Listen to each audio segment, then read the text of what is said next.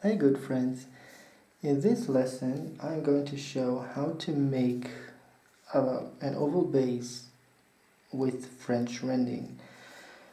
The first thing to know about oval bases with French Randing is that they have two sections to at least two sections. The first section will usually be a pretty small section, and here you can see it with different colors.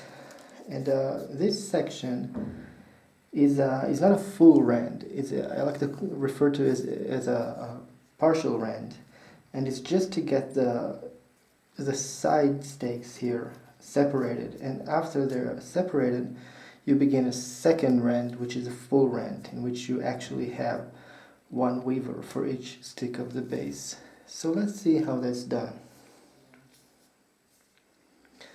So I got my base sticks ready here, and here we have an odd number in the side. We have 5 here and 2 more from here, that's 7. I'm going to show an odd number first because it's simpler, I think. And I got my weavers here, and the weavers shouldn't be very long for this first section. I think all they do, or all they really have to do in this case is just they go from one side to the next. That's it. If they start here, they will finish here. So let's see how that works. We start from this, I guess, second from the right.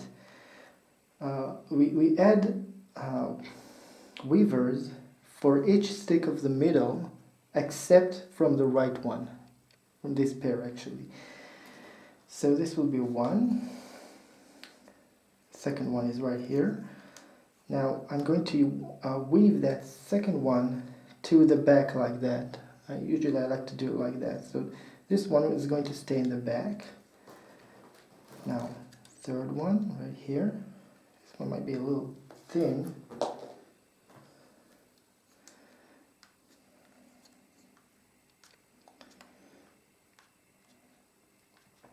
I don't want the button to get out of the other side. I want it to be hidden within that space here.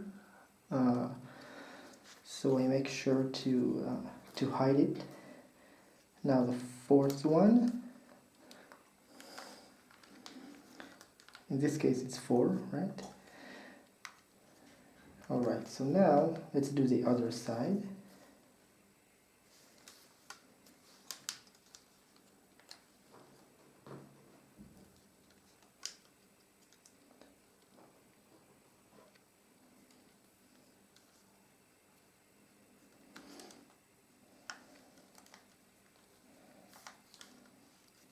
Second one stays on the other side, just like that.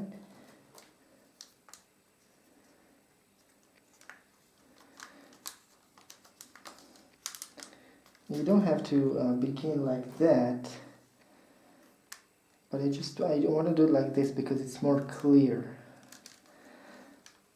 But you can actually begin with that first one actually going towards the other side. It's not going to be a problem. So now we actually have all of our base sticks inserted. Weavers, that is, not sticks. So let's start weaving with the first one. Take the first one like that, and we just weave like that. Flip the base over, and comes here. So you can actually insert it here without really being in the way of inserting those in the other side. So you can do it first, and then when you wish to insert this one, you can just move it out of the way, and it might be easier to work that way. So now that I'm on the other side, I'm going to take this first one here, flip the base over, just like that. Alright, so now that I'm on the other side, I'm going to take the second one, which is in the back, right now and work with that one. Flip the base over, just like that. Now, when I'm in this side, we don't go back to the same side all the time. When you flip the basket to the other side, you can proceed from that other side.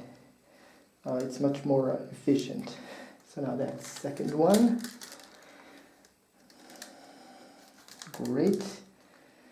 Actually work one more with it. Now the third one right here. Now actually I can choose whether I want to make another round over everything or I want to start separating. This is something I haven't thought of a lot, but I think you only have like four rows or 4 rounds of weave, you can call it, 4 levels. So if I make another round now, it will mean that I will only have 2 more rows to separate the side sticks. So that's something to consider. I'm actually going to make another round over everything now because I want to hold everything nicely in position.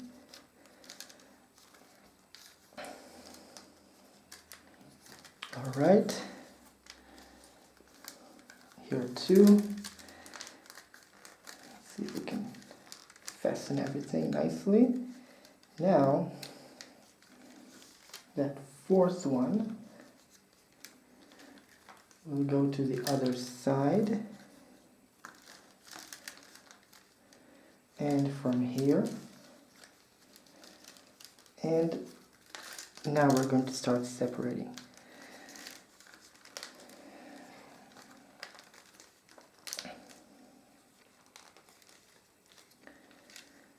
So now, what we did is we took all the weavers from one side to the other side, all 4 weavers, and now they're going to complete a full circle. Maybe I made a mistake first when I say they only go from one side to another. They complete a full circle. So now let's continue. Now we're going to start separating. So first let's kink all of the side sticks. Before that, I think I'm going to weave this group towards the other side so that it will hold everything better. Alright. Now let's separate. So now, since this is an odd number, we should always separate into an odd number. We begin from 1, which is an odd number, and now we'll separate into 3. What we'll do is separate into 2, 3 in the middle, and 2 more. So, working with just 1, this will be 2, this will be 2, and then 3 in the middle. Can you see what I'm doing? And 2 more here, and the weave works out correctly. Now the next one, I want it to be more tight. I'm going to use my bodkin here. So I'm going over these 2, behind 3 in the middle, and over these 2. Beautiful. And now with this other pair, or this last pair here, I'm going to separate into singles now. Hopefully that won't be too difficult.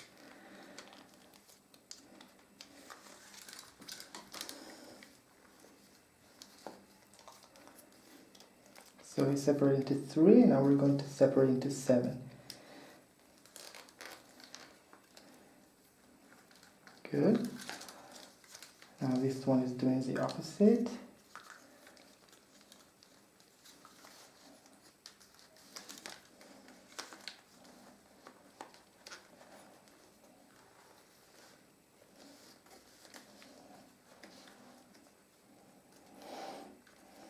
Perfect. Now, other side. I think I want to show another approach to separating. Here we're going to separate into 3, 2, and 2, and it might actually make it more comfortable to work that way. So here we have some mistake in the weave here. This one should be first. So, hope you can see what I'm doing. So now I'm going to take 3, like that, and then 2 in the middle here, and 2. It's not symmetrical, but it's still separating into 3. This is an odd number, and the weave works out correctly. Now, next weaver is going to do the opposite. Where am I? Here. So we have these 3 here, 2 in the middle, and 2 more. Let's just progress a little bit. Alright, and with the last 2 weavers, I'm going to separate into singles. So this one comes first. This one comes first.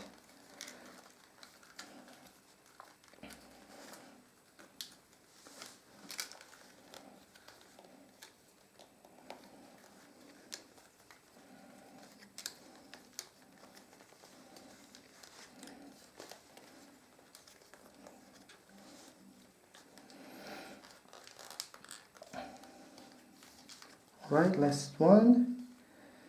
This one is, oh no, I made a mistake in the weave here.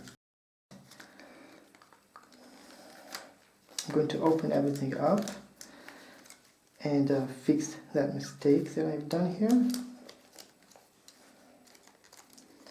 Hopefully my weavers won't break. What's going on here?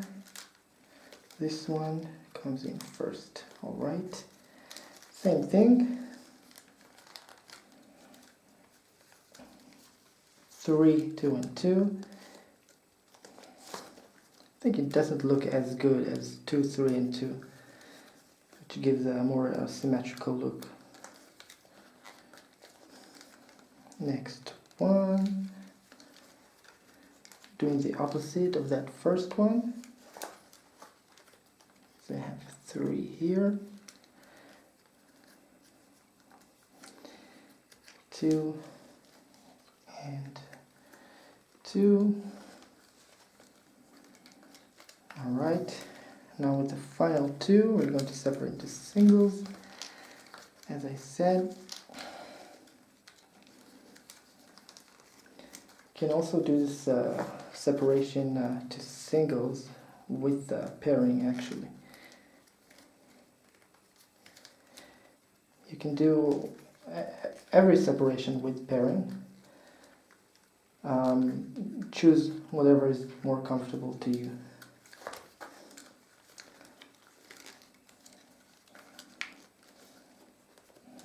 Now this one is doing the opposite of that first one.